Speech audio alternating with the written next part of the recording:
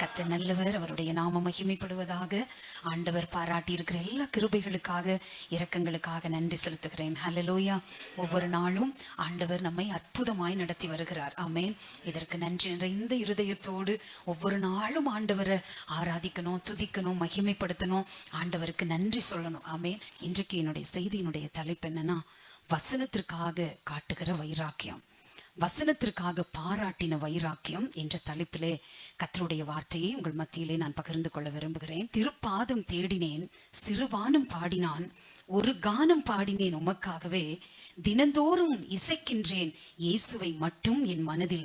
ஏனென்றால் என் ரணங்களை குணமாக்க இயேசுவால் மட்டுமே முடியும், என் காயங்களை சுகமாக்க என் இயேசுவால் மட்டுமே முடியும், என்னையும் உயர்த்த என் இயேசுவால் மட்டுமே முடியும். ஹல்லேலூயா. சோ கர்த்தருடைய பிள்ளையே, நம்மை உயர்த்த ஆண்டவரால முடியும். ஆமென். நம்மை ஆசீர்வதிக்க இயேசுவால முடியும். சோ நம்ம அந்த கர்த்தர் நம்மளை உயர்த்தணும், ஆண்டவர் நம்மளை ஆமென் இன்னும் கிருபைகளினால ஆசீர்வதிக்கணும் அப்படின்னா, வசனத்திற்காக வைராக்கியம் பாராட்டுகிற தேவ பிள்ளையை கர்த்தர் ஆசீர்வதித்தே தீருவார், ஆண்டவர் உயர்த்தியே தீருவார். ஆமென். வேதத்துல நீங்க படிக்கும்போது 2 ராஜாக்கள் 23ஆம் அதிகாரம் 25ஆம் வசனம் பாருங்களேன். 2 ராஜாக்கள் 23ஆம் அதிகாரம் 25ஆம் வசனம்.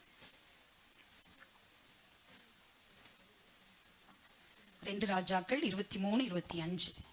கர்த்தரிடத்திற்கு தன் முழு இருதயத்தோடும் தன் முழு ஆத்துமாவோடும் தன் முழு பலத்தோடும் மோசேயின் நியாயப்பிரமாணத்திற்கு ஏற்றபடி எல்லாம் செய்ய மனதை சாய்த்தான். அவனைப் போலத்த ராஜா அவனுக்கு முன் இருந்ததும் இல்லை, அவனுக்கு பின் எழும்பினதும் இல்லை. ஆமென். இந்த இடத்துல நம்ம படிக்கிறோம், கர்த்தரிடத்திற்கு தன் முழு இருதயத்தோடும் தன் முழு ஆத்துமாவோடும் தன் முழு பலத்தோடும் மோசேயின் நியாயப்பிரமாணத்திற்கு ஏற்றபடியெல்லாம் செய்ய மனதை சாய்த்தான். ஹல்லேலூயா. இந்த வார்த்தை தான் படிக்கும்போது அதிகமாக நான் தொடப்பட்டேன். மனசை என்ன பண்ணானா, வேதத்துக்கு தகுந்த மாதிரி சாய்ச்சிக்கிட்டாராம். ஹல்லேலூயா. ஆமென். இன்றைக்கு உலகத்தில் இருக்கிற மனிதர்களை பார்க்கும் பொழுது ஆமென், சில காரியங்கள் பார்த்தீங்கன்னா அந்த உலகத்துக்கு தகுந்த மாதிரி தங்களை மாத்திக்குவாங்க. ஆமே, என்ன ட்ரெண்ட் இருக்கோ அதுக்கு தகுந்த மாதிரி தங்களை மாத்திக்குவாங்க.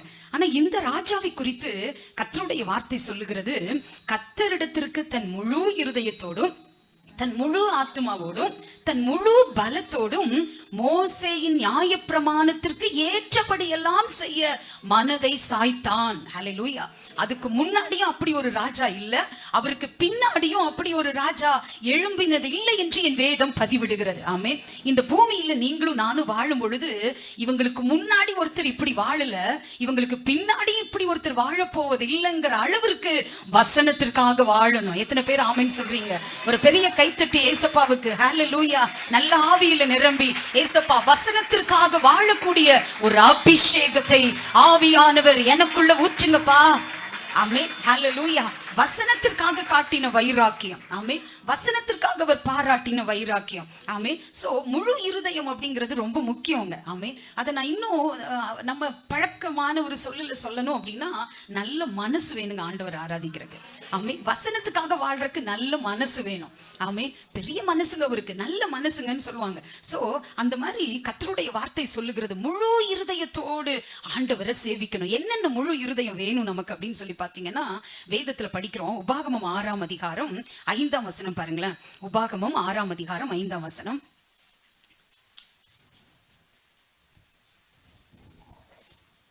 நீ உன் தேவனாகிய கர்த்தரிடத்தில் உன் முழு இருதயத்தோடும் உன் முழு ஆத்துமாவோடும் உன் முழு பலத்தோடும் அன்பு கூறுவாயாக. தேவனிடத்தில் அன்பு கூறுவதற்கு முழு இருதயம் தேவை. ஹல்லேலூயா. 1. 2வது காரியம் ஆண்டவர் சொல்லும் பொழுது, உபாகமம் 6ஆம் அதிகாரம் 29ஆம் வசனத்துல பாத்தீங்கன்னா, உபாகமம் 6 இருக்கு, சாரி உபாகமம்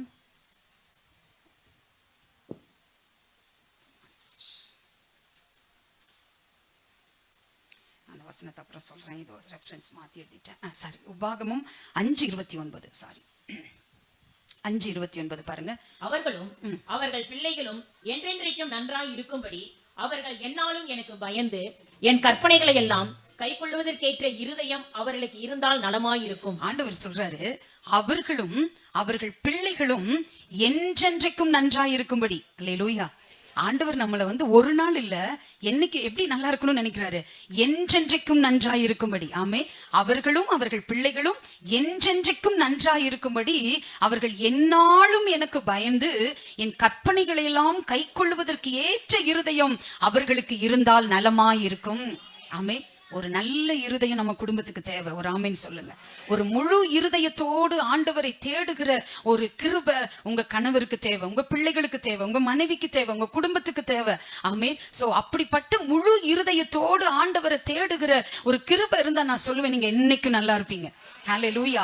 வசனத்தின்படி வாழுகிறவர்கள் என்றென்றைக்கும் நன்றாய் இருப்பார்கள். அதைத்தான் என் வேதம் பதிவிடுகிறது. இதை கேட்கிற கர்த்தருடைய பிள்ளையே, சோ முழு இருதயத்தோடு ஆண்டவரிடத்தில் அன்பு கூறணும், முழு இருதயத்தோடு ஆண்டவருடைய வார்த்தைகளை கை கொள்ளணும். சங்கீதம் 86:12 பாருங்களேன். சங்கீதம் 86:12.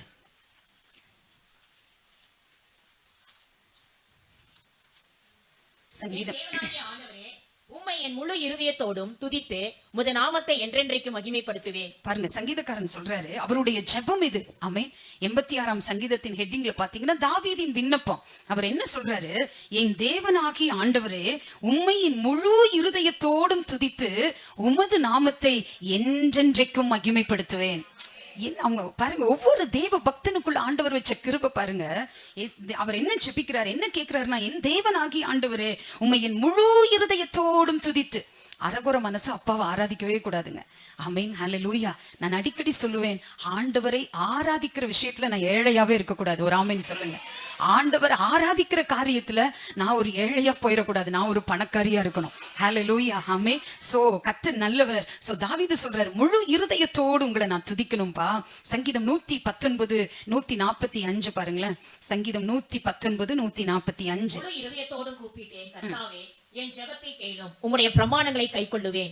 பாருங்க, இந்த இடத்துல எஸ்ரா எழுதும் பொழுது சொல்றாரு, முழு இருதயத்தோடும் கூப்பிட்டேன், கர்த்தாவே என் ஜெபத்தை கேளும். நான் அறகுறையா ஜெபிக்கலப்பா, முழு இருதயத்தோடு உங்களை நோக்கி நான் கூப்பிடுறேன், நீங்க என் ஜெபத்தை கேளுங்கப்பா.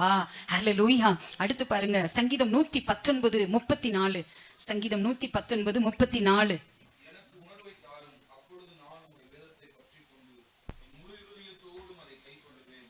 எனக்கு உணர்வை தாரும், அப்பொழுது நான் உமது வேதத்தை பற்றி கொண்டு. அல்லேலூயா. எனக்கு உணர்வை கொடுங்கப்பா, அப்ப நான் என்ன செய்வேன், நான் உமது வேதத்தை பற்றி கொண்டு முழு இருதயத்தோடும் அதை நான் கை கொள்ளுவேன். ஹல்லேலூயா. இந்த வசனங்கள் எல்லாம் பார்க்கும் பொழுது, அதனாலதான் லூக்கா எழுதின சுவிசேஷம் 10ஆம் அதிகாரம் 27ஆம் வசனத்துல படிச்சீங்கன்னா ஆண்டவர் சொல்லுவாரு பாருங்க. லூக்கா எழுதின சுவிசேஷம் 10ஆம் அதிகாரம் 27ல, அவன் பிரதித்திரமாக உன் தேவனாகிய கர்த்தரிடத்தில் உன் முழு இருதயத்தோடும் உன் முழு ஆத்துமாவோடும் உன் முழு பலத்தோடும் உன் முழு சிந்தையோடும் அன்பு கூர்ந்து உன்னிடத்தில் அன்பு கூறுவது போல பிறனிடத்திலும் அன்பு கூறுவாயாக என்று எழுதியிருக்கிறது என்றான். ஆமென். அவன் பிரதியுத்தரமாக உன் தேவனாகிய கர்த்தரிடத்தில் உன் முழு இருதயத்தோடும் உன் முழு ஆத்துமாவோடும் உன் முழு பலத்தோடும் உன் முழு சிந்தையோடும் அன்பு கூர்ந்து. ஆமென். சிந்தைய கூட சிதற விடக்கூடாதுங்க. ஆமே, ஆண்டவரை நேசிக்கிற விஷயத்துல. ஆமே, அப்பாவை ஆராதிக்க வந்திருக்கீங்களா, முழு இருதயத்தோடு முழு பலத்தோடு முழு சிந்தையோடு முழு ஆத்மாவோடு ஆண்டவரை ஆராதிச்சு பாருங்க. ஆமேன். அதனுடைய கிருபையே தனியா இருக்கும். சோ இந்த ராஜாவை குறித்து பார்க்கும் பொழுது, ஆமேன், 2 ராஜாக்கள் 22ஆம் அதிகாரத்தை நீங்க எடுத்து வச்சுக்கோங்க. ஆமேன். அந்த வார்த்தை என்ன எழுதப்பட்டிருந்துச்சு அப்படின்னா, கர்த்தரிடத்தில் முழு இருதயத்தோடும் நியாயப்பிரமாணத்திற்கு ஏற்றபடியெல்லாம் செய்ய தன் மனதை என்ன செஞ்சானா சாய்த்தான் என்று வேதம் கூறுகிறது. அருமையான கர்த்தருடைய பிள்ளையே, வசனத்துக்காக வாழ வேண்டும் என்று இருக்கிற பிள்ளைகள், நான் சொல்றேன், நாளுக்கு நாள் ஆசீர்வதிக்கப்படுவீங்க.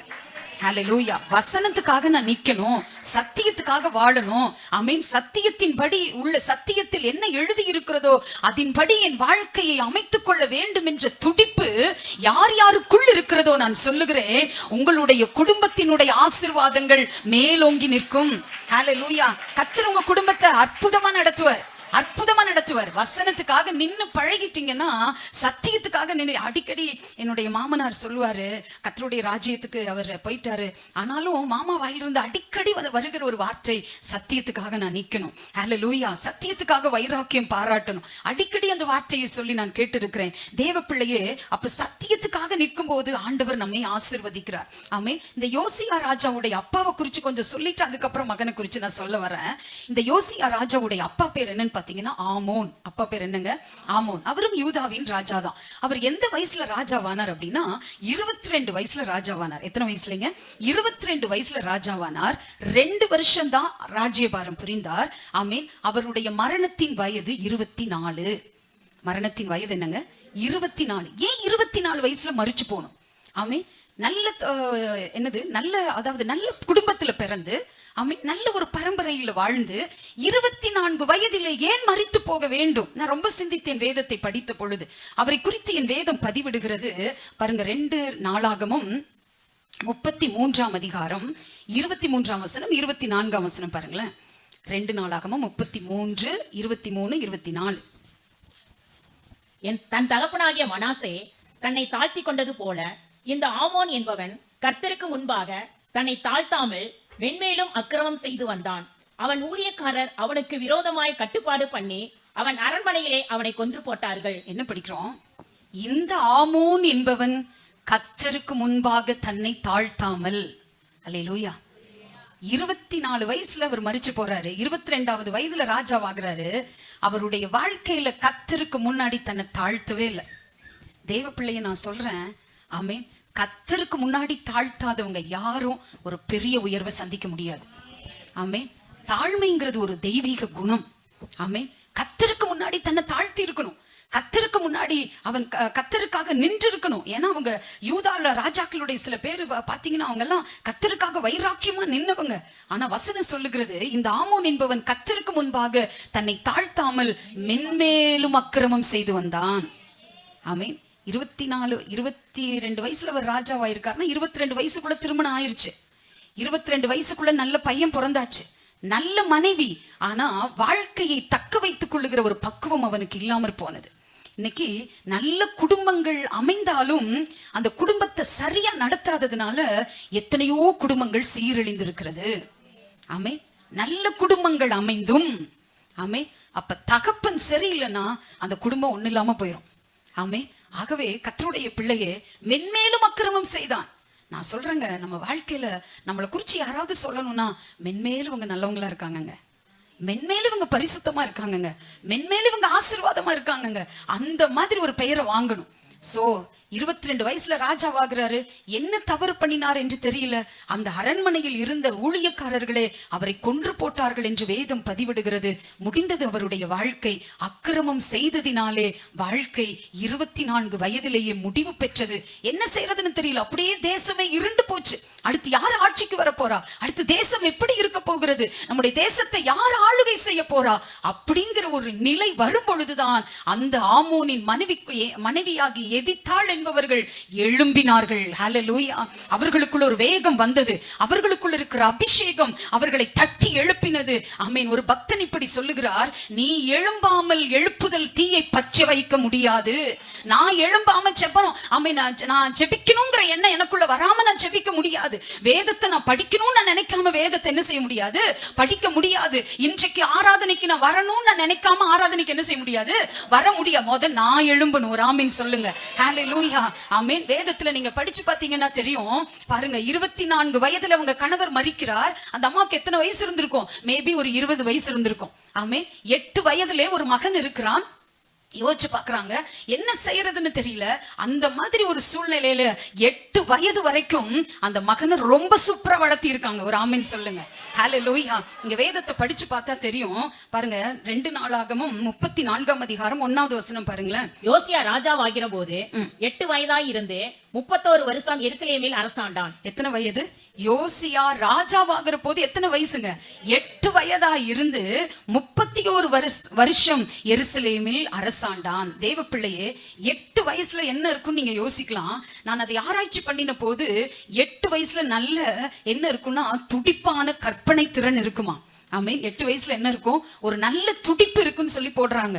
சோ தேவ பிள்ளையே, இந்த 8 வயதுல இவனை ராஜா பார்க்கணும்னு சொல்லி அந்த தேசத்துல இருக்கிறவங்க விரும்புறாங்க. அப்படின்னா 8 வயதிற்குள்ள இவன் எல்லா விதத்திலும் பக்குவப்பட்டான். ஆமென். நம்ம என்ன சொல்லி இருக்கிறோம்? ஆள் வளர்ந்த அளவுக்கு அறிவில்லையே உனக்குன்னு சொல்றோம் இல்ல? அப்படித்தானே சொல்றோம். ஆள் வளர்ந்த அளவுக்கு அறிவில்லைன்றோம். ஆனா இந்த வேதத்துல வருகிற கதாபாத்திரங்களை பாருங்க, 8 வயதிலேயே ஒரு தேசத்தை அரசாட்சி செய்யக்கூடிய கிருபையை என் ஆண்டவர் கொடுத்திருப்பார் என்றால், அந்த குடும்பத்தில் இருக்கிற அந்த தாயார் அவனை அந்த அளவிற்கு வளர்த்தி இருக்கிறார்கள். நான் வேதத்தை படித்த போது ஒன்று புரிந்து கொண்டேன். எதித்தாள் அப்படிங்கிறதுக்கு என்ன அர்த்தம் அப்படின்னா, தேவனுக்கு பிரியமானவள் என்ற அர்த்தம். 2 ராஜாக்கள் 22:1 நீங்க படிக்கலாம் அதே வசனத்தை. சோ நீதிமொழிகள் 31 அதிகாரம் 1 வசனத்துல படிக்கும்போது பாருங்க, ஒரு தாய் என்ன செய்யணும் அப்படின்னா, நீதிமொழிகள் 31:1, ராஜாவாகிய லேமுவேலுக்கு அடுத்த வசனங்கள், அவன் தாய் அவனுக்கு போதித்த உபதேசமாவது. அல்லேலூயா. தேவ பிள்ளையே, ஒரு தாய் கிட்ட தாங்க உபதேசம் இருக்கு. எத்தனை பேர் ஆமென் சொல்றீங்க? ஹல்லேலூயா. தாய் என்ன செஞ்சாங்களாம்? உபதேசம் பண்ணினாள். நீதிமொழிகள் 31:25 படிக்கிறோம். அவள் 26, தன் வாயை ஞானம் விளங்க திறக்கிறாள், தயையுள்ள போதகம் அவள் நாவின் மேல் இருக்கிறது. தேவ பிள்ளையே, ஒரு தாய் கிட்ட ஆண்டவர் எதை வைக்கிறார் தெரியுமா?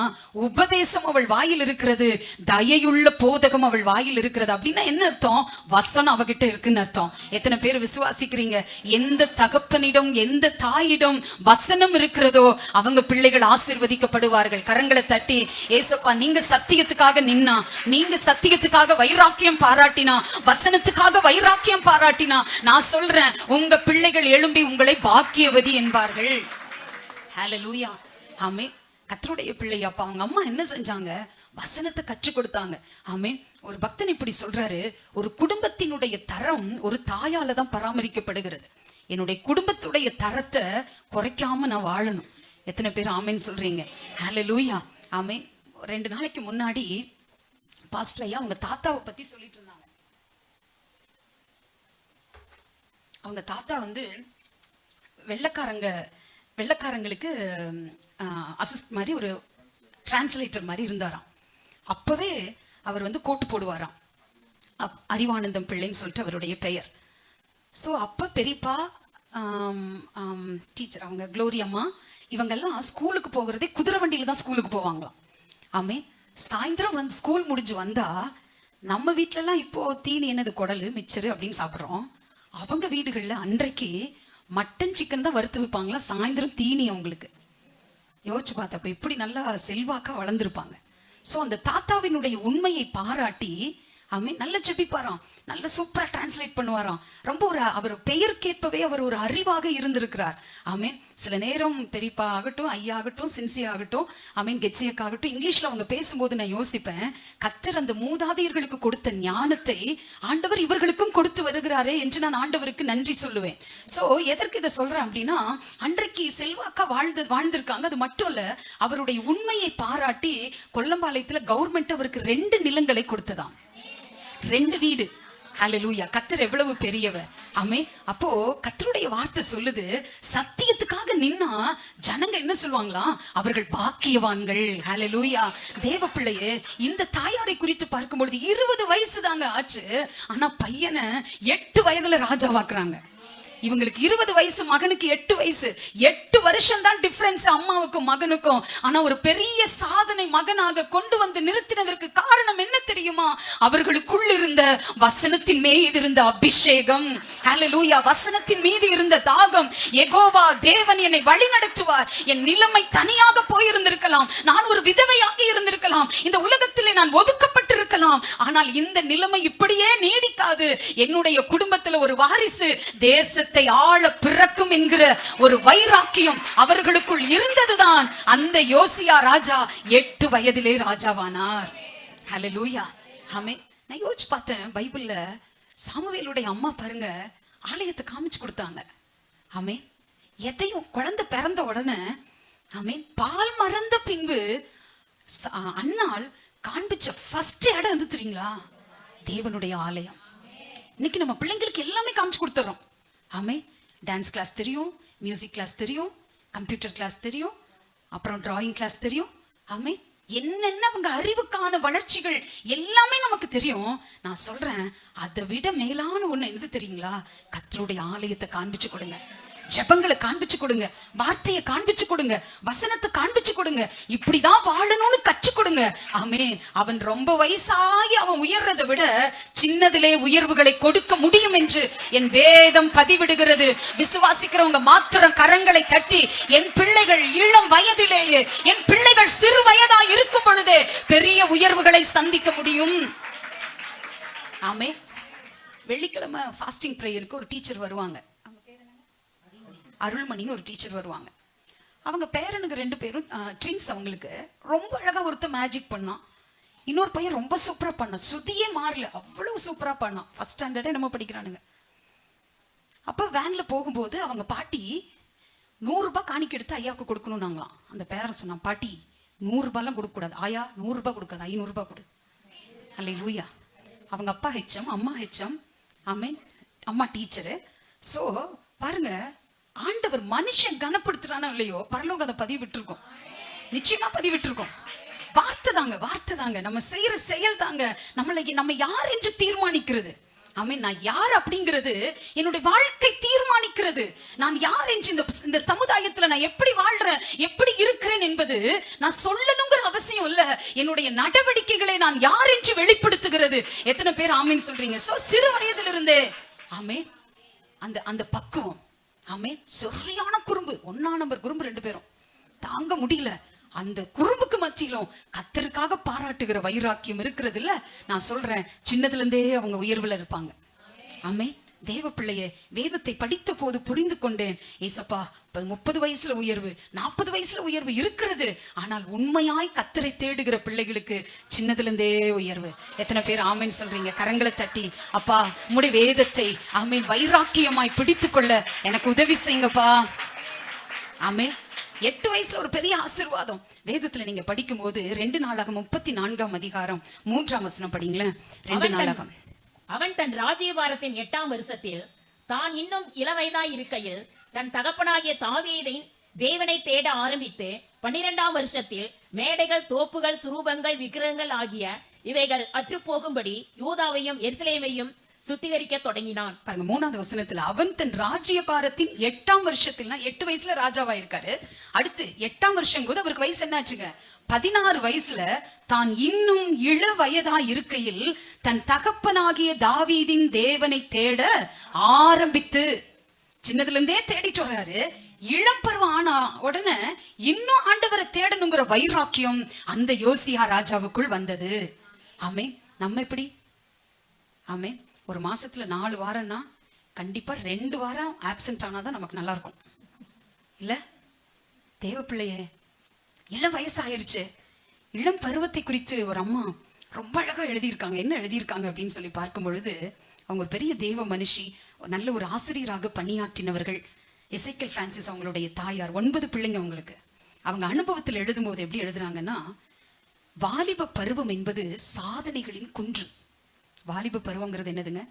சாதனைகளின் குன்று, தாளந்துகளின் குகை, பயமறியா பருவம், மனம் போன போக்கில் வாழ துடிக்கும் மமதை கொண்ட பருவம், கீழ்ப்படிதல் என்பது எட்டிக்காயாகும் பருவம், எல்லா இன்பங்களையும் இன்று அனுபவித்து வயதான பிறகு கடவுளை தேடுவோம் என்று நினைக்கும் பருவம், ஓடும் பாம்பையும் மிதிக்கும் பருவம். இந்த பருவம் மிகவும் முக்கியமானது.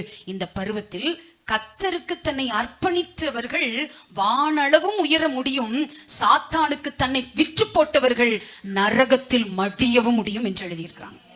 புரியுதா உங்களுக்கு? ஆமே. கர்த்தருக்காக வாலிபத்துல அர்ப்பணிச்சுட்டா நான் சொல்றேன், வானளவு உயர்வு.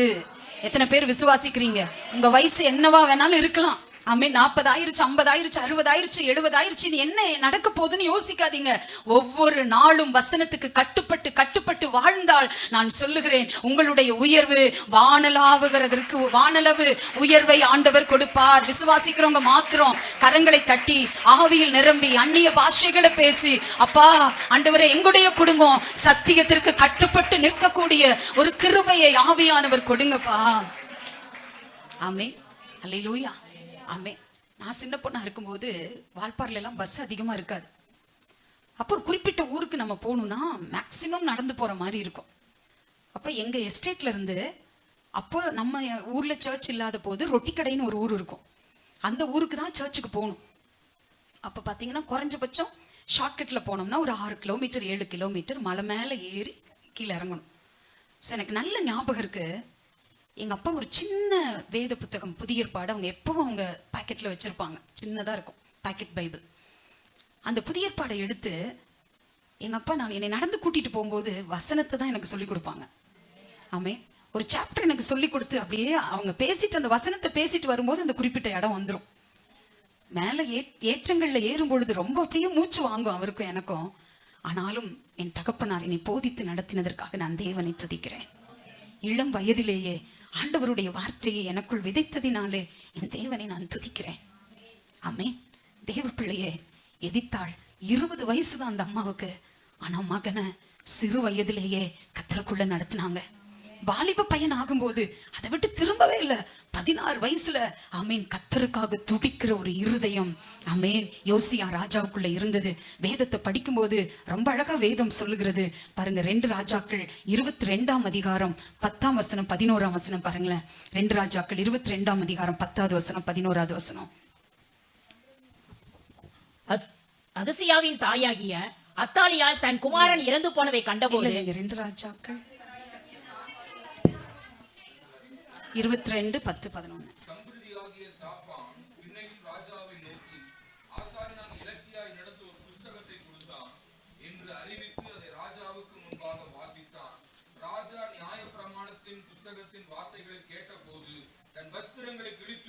போதும். ராஜா என்ன பண்ணாரா? 16 வயசா இருக்கும்போது ராஜா நியாயப்பிரமாண புஸ்தகத்தின் வார்த்தைகளை கேட்டபோது தன் வஸ்திரங்களை கிழித்து கொண்டு அப்படின்னு படிக்கிறோம். அதே அதிகாரத்துல 19ஆம் வசனத்துல பாத்தீங்கன்னா, நான் இந்த ஸ்தலத்திற்கும் அதன் குடிகளுக்கும் விரோதமாக அவர்கள் பாழும் சாபமும் ஆவார்கள் என்று சொன்னதை நீ கேட்டபோது உன் இருதயம் இழகி. கர்த்தருடைய வார்த்தையை கேட்கும் போது என்ன செய்யணும்? இருதயம் இழகணும். ஒரு ஆமென் சொல்லுங்க. இருதயம் என்ன செய்யணும்? இழகணும். அந்த கிருபை தாங்க யோசியாவுக்குள்ள இருந்துச்சு. எத்தனை வயசுலங்க? 16 வயசுல இருதயம் இழகுச்சு. இன்னைக்கு யாருக்காக இழகிட்டு இருக்கு? ஆமே, எங்களுக்கு தெரிஞ்ச ஒரு பையன் இருக்கான். யார் கூட பேசினோம்னா அனுஷ்கா கூட பேசினன்றான். ஆமே, அட்டி பட்டை தீட்டி போடுவோம் உன்னை. என்ன ஆமே, உன்னை சரிப்படுத்தாம நான் சாக மாட்டேன்டான்னு சொல்லி வச்சிருக்கேன். எத்தனை வயசானாலும் கிளவியானாலும் நீ திருந்தினதுக்கு அப்புறம் தான் ஆண்டவர்கிட்ட போவேன்னு சொல்லி வச்சிருக்கேன். ஆமே, இருதயம் இன்னைக்கு யாருக்காக இழகுது? ஆமே, வாலிபத்தை கத்தருக்காக ஒப்பு கொடுக்கணும். உங்க பிள்ளைகளை இன்னைக்கு மாசத்துல ஒரு நாள் ஒரு குடும்பத்திற்கான சத்தியம் நமக்கு தேவை. எத்தனை பேர் ஆமேன்னு சொல்றீங்க? ஹல்லேலூயா. ஆமே, நீங்க உங்க பிள்ளைங்க பெருசாகி அவங்கள வளைக்க முடியாது, சின்னதுல இருந்தே வளைச்சிருங்க. ஆமே, சோ வசனம் சொல்லுகிறது, வார்த்தையை கேட்ட போது அவனுடைய இருதயம் இழகினது. அல்லேலூயா. இருதயம் என்னாச்சா? இழகி. வசனம் சொல்லுது, கர்த்தருக்கு முன்பாக உன்னை தாழ்த்தி உன் வஸ்திரங்களை கிழித்து கொண்டு எனக்கு முன்பாக அழுதபடியினால் நானும் உன் விண்ணப்பத்தை கேட்டேன். ஆமே, கோயம்புத்தூர்ல இருந்து ஒரு பொண்ணு ஃபோன் பண்ணாங்க. அவங்க சொன்னாங்க, பயங்கரமான பாரம்பரிய இந்த குடும்பமா, இயேசுவை ஏற்றுக்கொள்றதுக்கு அவங்க அனுமதிக்கவே மாட்டாங்களாம். அப்படிப்பட்ட ஒரு பாரம்பரிய குடும்பம், பூஜை பண்ணுகிற குடும்பம். ஆனா அந்த பொண்ணுக்கு யாரோ இயேசுவை பத்தி சொன்னாங்களாம். அந்த பொண்ணு என்கிட்ட சொல்றாங்க, இப்போ இந்த வசனத்துல இப்போ கேலண்டரை பார்த்து அந்த வசனத்தை பார்த்தவங்கன்னா அவங்க இருதயம் இழகிருமா. அந்த உருக்கம், அந்த வசனத்தை பார்க்கும் போதே அவங்க மனசு உருகுமா. உருகி அந்த வசனத்திலிருந்து வெளியே வர்றதுக்கு ஒரு 5 to 10 minutes ஆகுமா அந்த அழுக நிக்கிறதுக்கு. அப்ப வசனத்துக்காக எவ்வளவு கிருபை ஆண்டவர் அந்த பொண்ணு மேல ஊற்றி இருக்கிறார் என்று ஆண்டவருக்கு நன்றி சொன்னேன். ஆமே, அவங்க சொன்னாங்க, நாங்க ஒரு 10 பெண்களாக சேர்ந்து, நான்லாம் வீட்டு வேலைக்கு போறவதாமா, பெரிய வசதி ஒண்ணு என்கிட்ட இல்ல, ஆனா வசனத்துக்காக வைராக்கியம் பாராட்டுற கிருபை என்கிட்ட இருக்கு. என் பொண்ணை பெரிய ஸ்கூல்ல படிக்க வைக்கிறேன். நான் வசனத்தை நேசிக்க நேசிக்க ஆண்டவர் என் குடும்பத்தை ஆசீர்வதிக்கிறார்.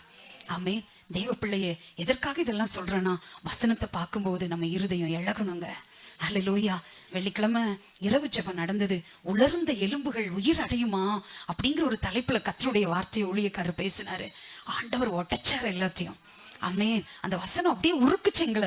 ஆமே, சோ எதற்காக இதை சொல்றேன் அப்படின்னா, இளம் வயதிலேயே வார்த்தையை கேட்ட போது அவன் இருதயம் இழகினது மாத்திரம் இல்ல, ஜெபித்தான். ஹல்லேலூயா.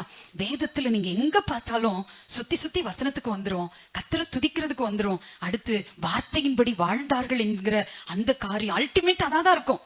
ஆமென். சோ அதன்படி நம்ம வாழும் பொழுது ஆண்டவர் அற்புதமாய் நடத்துவார். தேவ பிள்ளையே, யோசியா ராஜா 8 வயதுல ராஜாவானதற்கு காரணம் தாயினுடைய உபதேசம், தாயினுடைய போதகம். ஒரு பெரிய வயசாய் அவர் உயர்ந்தார் என்பதை விட சின்ன வயசுல இருந்தே உயர்வு. ஹல்லேலூயா. கர்த்தர் அந்த உயர்வை கொடுத்தார். இவர் கொண்டு வந்த மிகப்பெரிய ஒரு எழுப்புதல் என்னன்னு பாத்தீங்கன்னா 2 ராஜாக்கள் 23ஆம் அதிகாரம் 2ஆம் வசனம் பாருங்களேன். இப்படி எல்லாம் இருந்ததுனால என்ன காரியங்கள் அங்க நடந்துச்சு அப்படின்னு பாத்தீங்கன்னா, அவனோடு யூதாவின் மனுஷர் யாவரும் எருசலேமின் குடிகள் அனைவரும் ஆசாரியர்களும் தீர்க்கதரிசிகளும் சிறியோர் துவக்கி பெரியோர் மட்டுமல்ல சகலரும் கர்த்தரின் ஆலயத்துக்கு போனார்கள். கர்த்தருடைய ஆலயத்திலே கண்டெடுக்கப்பட்ட உடன்படிக்கை புஸ்தகத்தின் வார்த்தைகளை எல்லாம் அவர்கள் காதுகள் கேட்க வாசித்தான். ஆமென். என்ன படிக்கிறோம்? ராஜாவும் அவனோடு யூதாவின் மனுஷர் யாவரும் எருசலேமின் குடிகள் அனைவரும் ஆசாரியர்களும் தீர்க்கதரிசிகளும் சிறியோர் துவக்கி பெரியோர் மட்டுமுள்ள சகலரும் கர்த்தரின் ஆலயத்திற்கு போனார்கள். ஹல்லேலூயா. ஒரு யோசியா எழும்பின உடனே தேசமே எழும்பிருச்சுங்க. எத்தனை பேர் ஆமென் சொல்றீங்க? நான் சொல்லுகிறேன், நீங்கள் எழும்புவதின் மூலமாக உங்க கிராமங்கள் எழும்பும். கரங்களை தட்டி அப்பாவை மகிமைப்படுத்துங்க. நீங்க கர்த்தருக்காக எழும்புவதின் மூலமாக இந்திய தேசம் எழும்பும். விசுவாசிக்கிறவங்க மாத்திரம் ஆவியில நிரம்பி அந்நிய பாஷைகளை பேசி நான் எழும்பினால் என் தேசம் எழும்பும். நான் கர்த்தருக்காக, வார்த்தைக்காக, அவருடைய வசனத்திற்காக வைராக்கியம் பாராட்டுவேனே, ஆனால் என் மூலமாக ஒரு எழுப்புதல் வருவது நிச்சயம். ஓ கர்த்தருடைய வல்லமை அளவில்லாமல் இறங்கி வருகிறதை பார்க்கிறேன். உன்னை கட்டி எழுப்பும்படி, வசனத்திற்காக நிற்கும்படி, அபிஷேகத்தோடு வாழும்படி, பரிசுத்தத்தோடு வாழும்படி ஆவியானவர் இந்த சபையிலே உலாவிக் கொண்டிருக்கிறார். ஹல்லேலூயா. வசனத்துக்காக நிக்கிறவர்களை கொண்டு ஆண்டவர் ஒரு பெரிய எழுப்புதலை கொடுக்க போகிறார். நான் விசுவாசிக்கிறேன், இந்த PCA-வை கொண்டு ஆண்டவர் ஒரு பெரிய எழுப்புதலை நம்முடைய தேசத்திலே கொண்டு வர போகிறார். விசுவாசிக்கிறவங்க மட்டும் கரங்களை தட்டி அப்பாவை மகிமைப்படுத்துங்க. ரீபா ஹந்தரலா ரீகா மகதகரா ரீபா பாபா பா ரீகே தூரா லாபா ஷத்ரியா கராபா. ஆமென். உங்க வாழ்க்கை அநேகரை ஆண்டவருக்குள்ள கொண்டு வரும். ஆமென். உங்க குடும்பம், நீங்க மட்டும் இல்ல, குடும்பமா என்ன செய்யுங்க? கர்த்தருடைய வார்த்தைக்காக நில்லுங்க. ஆமென். வார்த்தைக்காக வைராக்கியம் பாராட்டுங்க. ஏசப்பா நம்ம வாழ்க்கையை கணக்கு போட்டு பார்த்தா அவருக்காக செயல்பட்ட நேரங்கள் தான் அதிகமாக இருக்கணும் வாழ்க்கையில. ஹல்லேலூயா. சோ இந்த ராஜாவின் நிமித்தம் ஆமென் 16 வயசு, அந்த 16 வயதுல பார்க்கும் பொழுது ஆண்டவர் எல்லாருக்குள்ளையும் ஒரு எழுப்புதலை கொடுத்தாரு. கர்த்தருடைய ஆலயத்தில் கண்டெடுக்கப்பட்ட உடன்படிக்கையின் புஸ்தகத்தின் வார்த்தைகளை எல்லாம் அவர்கள் காதுகள் கேட்க வாசித்தான். அல்லேலூயா. வசனத்தை எப்படி படிக்கணும்? நம்ம காது கேட்கிற மாதிரி படிக்கணும். அல்லேலூயா. நம்ம காது கேட்கிற மாதிரி படிக்கணும். ஆலயத்துக்கு வர்றோமா, வார்த்தையை கேட்கணும். ஹல்லேலூயா. ஆமென். சோ அப்படி எல்லாம் இருந்ததுனால ராஜா சொல்றாரு, அப்பொழுது ராஜா தூண் அருகே நின்று கர்த்தரை பின்பற்றி நடக்கவும், அவருடைய கற்பனைகளையும் அவருடைய சாட்சிகளையும் அவருடைய கட்டளைகளையும் முழு இருதயத்தோடும் முழு ஆத்மாவோடும் கைக்கொள்ளவும், அந்த புஸ்தகத்தில் எழுதியிருக்கிற அந்த உடன்படிக்கையின் வார்த்தைகளை நிறைவேற்றவும் கர்த்தருடைய சந்நிதியில் உடன்படிக்கை பண்ணினான். ஜனங்கள் எல்லாரும் உடன்படிக்கைக்கு உட்பட்டார்கள். அல்லேலூயா. வசனத்துக்காக வைராக்கியம் காட்டணும் அப்படிங்கிற அந்த எண்ணம் யோசியாவோடு நின்று போகல, முழு தேசத்தையும் அசைத்தது. முழு தேசத்தையும் அசைத்தது. அதுக்கப்புறம் பாத்தீங்கன்னா, படிச்சு பாத்தீங்கன்னா தெரியும், பாகால்களை, விக்கிரகங்களை, நிறைய விஷயங்கள் யோசியா ராஜா செய்தார். கர்த்தருடைய பிள்ளை ஒரு பெரிய பஸ்காவை ஆசரித்தார். அந்த பஸ்கா, அதுக்கு முன்னாடி அப்படி ஒரு பஸ்கா ஆசரிக்கப்படவில்லை என்று சொல்லக்கூடிய அளவிலே கர்த்தர் யோசியாவை உயர்த்தினார். தேவ பிள்ளையே, வசனத்தை ஒவ்வொரு நாளும் படிங்க. ஆமே. அனுதினமும் அது ஒரு ஒழுங்கும் கிரமமான ஒரு பழக்கமா அது மாறணும். ஆமே. பல்லு விளக்காம நீங்க வெளியே போறீங்களா? ஆமே. குளிக்காம போறீங்களா? என்ன செய்றீங்க? அது உங்களுடைய பழக்கம் தானே. அந்த மாதிரி வேதத்தை படிக்கிறதும் செபிக்கிறதும் வசனங்களை எழுதுறதும் உங்க பழக்கமா மாறணும். ஆமென். எத்தனை பேர் ஆமென் சொல்றீங்க? கர்த்தர் நல்லவர், அவருடைய நாமம் மகிமைப்படுவதாக. ஹல்லேலூயா. தேவ பிள்ளையை ஒரே ஒரு வசனத்தை சொல்லி நிறைவு செய்றேன். 2 நாளாகமம் 34ஆம் அதிகாரம் 33ஆம் வசனம் பாருங்களேன். 2 நாளாகமம் 34:33. பிறருடைய தேசங்கள் எங்கும் உண்டான அருவருப்புகளை எல்லாம் அகற்றி இஸ்ரவேலிலே காணப்பட்டவைகளை எல்லாம் தங்கள் தேவனாகிய கர்த்தரை சேவிக்கும்படி செய்தான். அவன் உயிரோடு இருந்த நாளெல்லாம் அவர்கள் தங்கள் பிதாக்களின் தேவனாகிய கர்த்தரை விட்டு பின்வாங்கினதில்லை. ஆமென். யோசியா இஸ்ரவேல் புத்திரருடைய தேசங்கள் எங்கும் உண்டான அருவருப்புகளை எல்லாம் அகற்றி இஸ்ரவேலில் காணப்பட்டவர்களை எல்லாம் தங்கள் தேவனாகிய கர்த்தரை சேவிக்கும்படி செய்தான். அவன் உயிரோடு இருந்த நாளெல்லாம் அவர்கள் தங்கள் பிதாக்களின் தேவனாகிய கர்த்தரை விட்டு பின்வாங்கினதில்லை. என்ன ஒரு சாட்சி பார்த்தீங்களா? ஆமென். கர்த்தரை சேவிக்கும்படி செய்தான். ஆமென். சின்ன வயசுலயே ஒரு பெரிய எழுப்புதல் அவனுக்குள்ள. ஆமென். இதை கேட்கிற கர்த்தருடைய பிள்ளையே, ஆமென், இன்றைக்கு நம்ம குடும்பமா ஆண்டவரை சேவிக்க அழைக்கப்பட்டிருக்கிறோம். ஒருத்தருக்குள்ள இருக்கிற நெருப்பு அநேகரை பற்ற வைக்கணும். ஹல்லேலூயா. நான் அடிக்கடி சொல்லி இருக்கிறேன், மேரி ஜோன்ஸ் என்று சொல்லப்படுகிற ஒரு சிறு பெண்ணுக்குள்ள ஏற்பட்ட எழுப்புதல். ஆமென். ஒவ்வொரு நாளும் அவங்க அம்மா கிட்ட கேட்பாங்க, அம்மா எனக்கு ஒரு பைபிள் வாங்கி கொடுங்கம்மா அப்படின்னு அம்மா கிட்ட அந்த பொண்ணு கேட்பாங்களாம். அம்மா சொன்னாங்க, ஆமென், வேதத்தை வாங்குற அளவுக்கு நம்ம கிட்ட பொருளாதாரம் இல்லை. ஆமென். நம்ம ஏழ்மையான குடும்பம், வேதத்தை வாங்குற அளவுக்கு நம்ம கிட்ட காசு இல்லைம்மா அப்படின்னு சொல்லுவாங்க.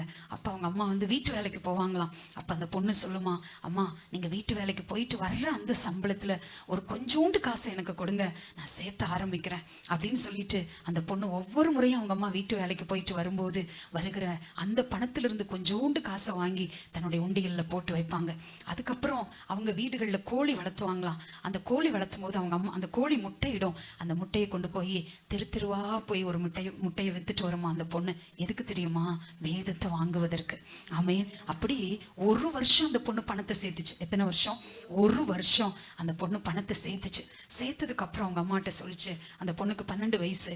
அம்மா கிட்ட சொல்லிச்சு, அம்மா வேதத்தை நான் வாங்கணும், வேதத்தை படிக்கணும், நம்ம கிராமத்து மக்களுக்கெல்லாம் வேதத்தை படிச்சு காமிக்கணும், அதுதான் என்னோட வாஞ்சை. ஹல்லேலூயா. நான் உங்களுக்கு சொல்றேன், உங்களுக்கு அறிமுகமானவர்களுக்கு இயேசுவை மட்டும் சொல்வது மட்டும் அல்ல, சர்ச்சில் புதிய ஏற்பாடு இருக்கிறது, அந்த வேதத்தை அவங்களுக்கு கொடுங்க. ஹல்லேலூயா. அந்த வேதத்தில் இருக்கிற வார்த்தைகள் அவர்களை ஆசீர்வதிக்கும். இந்த சிறு பொண்ணு மேரி ஜோன்ஸ்குள்ள இருந்த அந்த தாகம் என்ன தெரியுமா? நான் மட்டும் இல்ல, என் கிராமத்தில் இருக்கிற எல்லாருக்கும் வேதத்தை நான் படிச்சு காமிக்கணும், வேதத்தில் உள்ள வசனங்கள் அவங்க அறிந்து கொள்ளணும் அப்படிங்கிற அந்த தாகம் அந்த வேகமும் சிறு பெண்ணுக்குள்ள இருந்ததுனாலதான் ஒரு வருஷமா அம்மா வீட்டு வேலை செஞ்சுட்டு வர காசை சேர்த்துனாங்க. ஒவ்வொரு நாளைக்கு போய் ஒரு முட்டையை தெருவா திரிஞ்சு, ஆமீன், அந்த முட்டையை வித்து அதுல வருகிற பணத்தை சேமிச்சு வச்சாங்க. ஒரு வருஷம் கடந்து போனது. அம்மா கிட்ட சொன்னாங்க, அம்மா நான் போய் பாஸ்டர் ஐயா கிட்ட வேதத்தை வாங்கிட்டு வரேன். அப்ப அம்மா சொன்னாங்க, மகளே நீ போகணும்னா 50 கிலோமீட்டர் நடக்கணும். வேதத்தை வாங்குறதுக்கு எத்தனை கிலோமீட்டர் நடக்கணும்? 50 கிலோமீட்டர் நீ நடக்கணும். எப்படி போவேன்னு கேட்டாங்க. இல்லம்மா நான் போயிடுவேன். ஷூவை எடுத்து பார்த்தா ஷூ பிஞ்சு போய் இருக்கிறது. ஆமேன். அந்த ஷூவை போட்டுட்டு கரடு முரடான அந்த மலைகள்ல ஏறும் பொழுது ஏசப்பாட்ட சொன்னாங்கப்பா, என்னோட ஷூ பிஞ்சு போயிருக்குதுப்பா, ரொம்ப தூரம் நடந்தா அது ஓவரா பிஞ்சு போயிடும். ஸோ அந்த செருப்பு எடுத்து என் கையில வச்சுக்கிறேன். எத்தனை கஷ்டங்கள் கடினமான சூழல்கள் இருந்தாலும் நான் அது போய் வேதத்தை வாங்காம வரமாட்டேன்னு சொல்லிட்டு ஷூவை கட்டி ரொம்ப தூரம் போட்டுட்டு போனா எல்லாம் பிஞ்சு போயிரும் அப்படின்னு சொல்லிட்டு அந்த ஷூவை கழட்டி கையில வச்சுட்டு 50 கிலோமீட்டர் அந்த பொண்ணு நடந்து போனாங்க.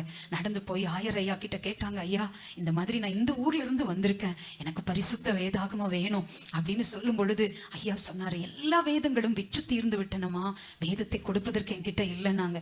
உடனே அவங்க வீட்டு முன்னாடி அந்த சர்ச் முன்னாடி அந்த பொண்ணு அழுது புரண்டாங்க, அழு நடந்தாங்க. அது அழுததை பார்த்த போது ஆயர் ஐயாவுடைய இருதயம் உடைந்தது. ஒரு வேதத்தை வாங்குவதற்காக இவ்வளவு வைராக்கியமா, எதற்கு என்று கேட்டார். அப்ப அவங்க சொன்னாங்க, எங்க கிராமத்தில் இருக்கவங்களுக்கு எல்லாம் இந்த வேத வசனங்களை படிச்சு காமிக்கணும் ஐயா, அதான் என்னோட தரிசனம் என்று சொன்னார்கள்.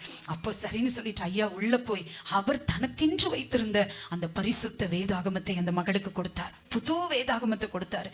மேரி ஜோன்ஸ் அவங்களுக்கு பயங்கர சந்தோஷம். ஆமேன். அப்ப தான் சேமித்து வைத்திருந்த அந்த பணத்திற்கான அந்த உண்டியலை ஐயாவுடைய கரத்துல கொடுத்து விட்டு மீண்டும் எத்தனை கிலோமீட்டர் நடக்கணும்? 50 கிலோமீட்டர் அந்த பொண்ணு நடந்து வந்தாங்க. நடந்து வந்து சோர்ந்து போயிட்டாங்க நடந்து வந்ததுல. ஆனாலும் உள்ளத்துல அந்த வசனத்தை பற்றி அந்த வைராக்கியம், அந்த எழுப்புதல் எரிந்து கொண்டே இருந்தது. காலையில நேரத்தில் எழும்புனாங்க, வேதத்தை எடுத்தாங்க, ஸ்கூலுக்கு போனாங்க, அங்க இருக்கவங்களுக்கு எல்லாம் படிச்சு காமிச்சாங்க. ஸ்கூல் முடிச்சு வந்த உடனே வீட்டுக்கு வந்த உடனே பக்கத்து வீட்டு பாட்டிக்கு போய் சொன்னாங்க, பாட்டி வேதம் கிடைச்சிருச்சு, நான் உங்களுக்கு படிச்சு காமிக்கிறேன், நீங்க இந்த வார்த்தையை கேளுங்க. வீடு வீடா வீடு வீடா வீடு வீடா வீடு வீடா போய் இந்த வேதத்தை படிச்சு காமிச்சாங்க. நாட்கள் கடந்தது. இப்படி ஒரு பொண்ணு வேதத்துக்காக வைராக்கியம் பாராட்டின சாட்சி இங்கிலாந்து சபைகளிலே பேசப்பட்டது. ஆமே. அப்ப அந்த பொண்ணு யாரு அப்படின்னு சொல்லிட்டு தேடி அவங்க கிராமத்துக்கு வந்தாங்க. வந்தவங்க அந்த மகளுடைய சாட்சியை கேட்டு ஆச்சரியப்பட்டு போனாங்க. அப்பொழுதுதான் அந்த மகளுடைய பேரிலே முதலாக உலக வேதாகம சங்கம் நிறுவப்பட்டது. ஃபர்ஸ்ட் பைபிள் ஹalleluya ஆமென். அந்த மகள் மூலமாக வேதாகமம் உலக வேதாகம சங்கம் ஆமென் உருவாக்கப்பட்டது அந்த மேரி ஜோன்ஸ் மூலமாக. தேவ பிள்ளையே, எதற்கு இதை சொல்றேன்னா ஆமென், இன்றைக்கு வேதத்தை வைத்துக்கொண்டு படிக்காத நீங்களும் நானும் ஆசீர்வதிக்கப்படுவோமா? வேதத்தை ஆமென் படிக்கிற பிள்ளைங்க ஆசீர்வதிக்கப்படுவாங்களான்னு பாருங்க. ஆமென். வசனத்துக்காக நீங்க வைராக்கியமா நின்னா நான் சொல்றேன், உங்க உயர்வுகள் அடுக்கடுக்காய் வரும். எங்க அனுபவத்துல நாங்க சொல்றோம் ஆமென். நாங்க எங்க குடும்பத்துல ஆண்டவருக்கு நான் நன்றி சொல்றேன். எங்க குடும்பத்துல ஆண்டவர் ஒரு ஜெப மேகத்தை உருவாக்கி இருக்கிறார். ஒரு வசனத்தை பற்றி பேசக்கூடிய ஒரு சூழலை ஆண்டவர், ஒரு அட்மாஸ்பியர் ரொம்ப முக்கியம். நான் இப்ப இந்த நாட்கள்ல பாக்குறேன், அதிகமாக ஜெபம், அதிகமான பாடல்கள், அதிகமா வசனத்தை எழுதுற காரியங்கள். ஆமென். யார் எங்க வீட்டுக்கு வந்தா கூட வசனத்தை எழுதணும். நீங்க பிரவீன்ட்ட வேணா கேட்டு பாருங்க, அவன் வசனத்தை எழுதலைன்னா பட்டை தீட்டி போடுவேன். அவங்க அம்மாக்கும் பயம் இல்லை, யாருக்கும் பயம் இல்லை. ஆமென். எப்படி அவனை நல்ல ஒரு ஸ்டாண்டர்டா உருவாக்க வேண்டும் என்கிற ஒரு பாரம் எனக்குள் இருக்கிறது. எவ்வளவு கிருபைகளை ஆண்டவர் அவன் வசனத்தை எழுதுவதினால் கொடுத்திருக்கிறார். ஆமென். எதற்காக இதை சொல்றேன் அப்படின்னா, உங்க வீட்டுல ஒரு வசனத்துக்கான ஒரு மேகத்தை உருவாக்குங்க. எத்தனை பேர் ஆமென் சொல்றீங்க? வசனங்களை எழுதுங்க. ஒரு வசனம் எழுதுங்க போதும், 2 வசனம் எழுதுங்க போதும். அதை பிராக்டிஸ் பண்ணி பாருங்க. வசனத்துக்காக நீங்க காட்டுற வைராக்கியத்தை பார்த்து பார்த்து ஆமென் அந்த மேகத்தை உருவாக்கிட்டீங்கன்னு வச்சுக்கோங்களேன். ஆமென். அது கையளவு மேகமாக இருந்தாலும் கனமழை வரும். விசுவாசிக்கிறவங்க கரங்களை தட்டி, கையளவு ஜெபமாக இருந்தாலும் கனமழையை கொண்டு வரும். உங்களுடைய சின்ன ஆரம்பம் ஒரு பெரிய ஆசீர்வாதத்திற்கு வித்திடும். ஹalleluya. ஆகவே வசனத்துக்காக வைராக்கியம் பாராட்டுகிறவர்கள் உயர்ந்தே தீர்வார்கள் என்ற சிந்தையோடு நிறைவு செய்கிறேன். கர்த்தர் நாம மாத்திரம் மகிமைப்படுவதாக. ஆமென். நான் அல்ல இயேசுவே என்னில் வாழ்கின்றார், இனி நான் அல்ல இயேசுவே